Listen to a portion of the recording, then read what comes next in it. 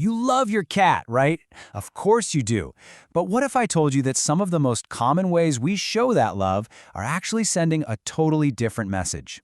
We're going to dive into what our cats are really thinking, and trust me, some of this might be a real eye-opener. So this is the big question, isn't it? And look, this isn't about making you feel like a bad cat parent. Not at all. It's really just about learning to speak a different language. Cat language. So let's get into it. And just to be super clear, no guilt trips here. This is all about curiosity. Think of this as your personal Rosetta Stone for cat psychology.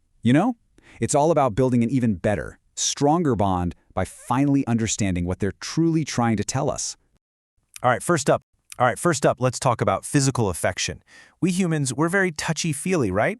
But for a cat, well, our version of a loving pat or a cuddle can get seriously lost in translation. Okay, so this one gets really interesting. We lean in for a loving kiss, thinking it's the sweetest thing. But let's flip the script and see it from their side. A cat's nose, it's like a superpower. Seriously, your breath, with all the smells from your morning coffee, it's like a sensory explosion for them. Just overwhelming. Plus, in the wild, a giant face rushing at you? Yeah, that's not a kiss, that's a threat. So that sweet gesture can actually send them right into fight or flight mode. Oh, we've all been there. You see your cat curled up in a perfect little ball, sound asleep, and you have to pet them. I get it, but that little loving interruption, it can actually be pretty damaging. You're not just waking them up, you're yanking them out of these super important repair cycles for their brain and their body. And if you do that over and over, you can end up with a cat that's stressed out, cranky, and even has a weaker immune system. Yeah, look at that number. 16 to 20 hours a day. That is a ton of sleep. And it's not them being lazy. It's absolutely essential. It's like their bodies and minds are running a deep, clean maintenance cycle. So the lesson here is pretty simple, right? Just let sleeping cats lie. They'll come find you when they're ready to hang out. Yes, the classic belly trap. This has to be the #1 misunderstanding between us and our cats. They roll over, show you that fluffy tummy, and what do? We go right for it. But here's the thing, that belly flop is a sign of ultimate trust. It's them saying, I feel completely safe with you. It is not them saying, please rub my belly. When you touch it, you're kind of betraying that trust, which is exactly why you usually get a handful of claws in return. And that whole idea of trust, it's the perfect lead-in to our next topic, training. Because, spoiler alert, a lot of the ways we think we're disciplining our cats, well, they often backfire, big time. It's so cute when they're kittens, isn't it? They're so tiny, and they bat at your fingers. It seems harmless. But the whole time, you're accidentally teaching them a really dangerous lesson, that your hands are prey, and that's a habit that sticks. When they're full grown, those playful nips can actually be pretty serious bites. So how do we fix this? It's actually about retraining yourself just as much as your cat. Step 1, and it's non-negotiable. Your hands are off limits as toys. Period. From now on, there's always a toy, a wand, a mouse, whatever, that acts as a buffer. Now, this next part is super important. If they do manage to bite your hand, your instinct is to yank it away, right? Don't!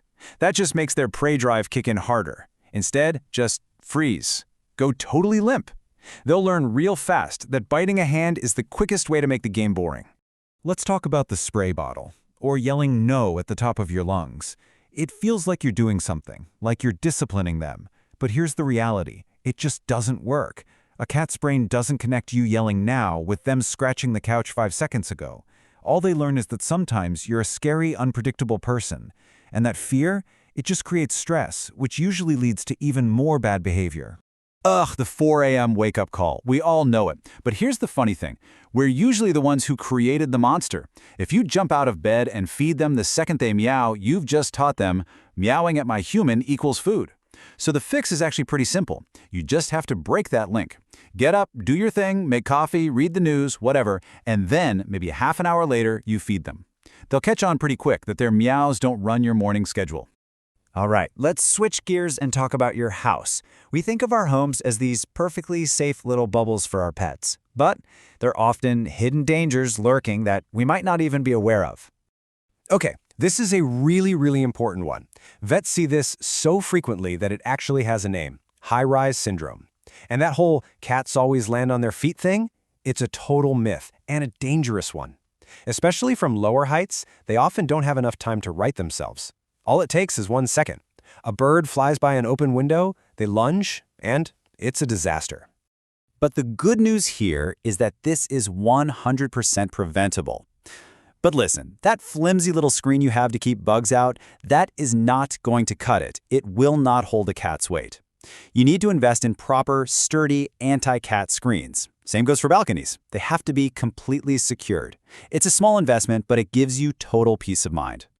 So many of us love having our homes smell nice with essential oil diffusers. But for your cat, that pleasant scent can literally be a slow poison. Here's why. Their livers are missing a specific enzyme needed to process these oils. So instead of being flushed out, these toxins just build up and up, causing serious damage. And it's a double whammy. They're breathing it in, and the tiny droplets land on their fur, which they then lick off and ingest. It's really dangerous. And here is some of the absolute worst offenders. Things like tea tree, eucalyptus, any citrus oils, mint, they're all really bad news for cats. Honestly, with the risk being this high, the safest bet is just to not use diffusers at all if you have a cat. It's just not worth it. You know, it's really hard to explain just how vital whiskers are to a cat. They are not just hair. They're like these super sensitive high-tech scanners.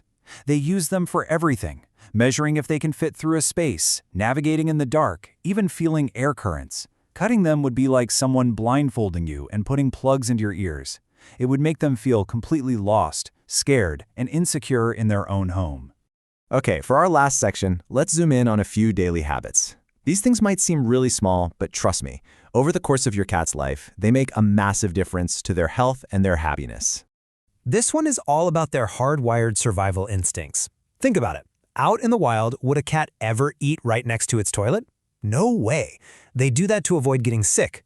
But what do? We often line up the food bowl, water bowl, and litter box all in a row. We're basically forcing them to go against every instinct they have, which can stress them out so much that they stop eating or drinking enough. The solution? Super simple. Just create different zones for food, water, and the litter box. Okay, we can blame the old cartoons for this one, right? The cute little kitten happily lapping up a saucer of milk. It's a complete myth. The reality is, most adult cats are actually lactose intolerant, so that treat is really just giving them a stomachache and a bunch of digestive problems. Stick to fresh water. That's all they really need. Now this right here, this might be the single most important takeaway from all of this. Cats are absolute masters at hiding pain or sickness. It's an old survival instinct. That means that by the time you can see that they're sick, the problem might already be pretty serious. You are their #1 health advocate. Noticing the tiny little changes. Are they sleeping more? Eating a little less? That kind of attention can, quite literally, add years to their life. Look, at the end of the day, getting to know your cat is a journey, right? It's all about watching, learning, and being ready to change how you do things. So, after hearing all this, I've got a question for you. What's just one thing you're going to change, starting today, to make your cat's world a little bit better? Because every single small adjustment really, truly does matter.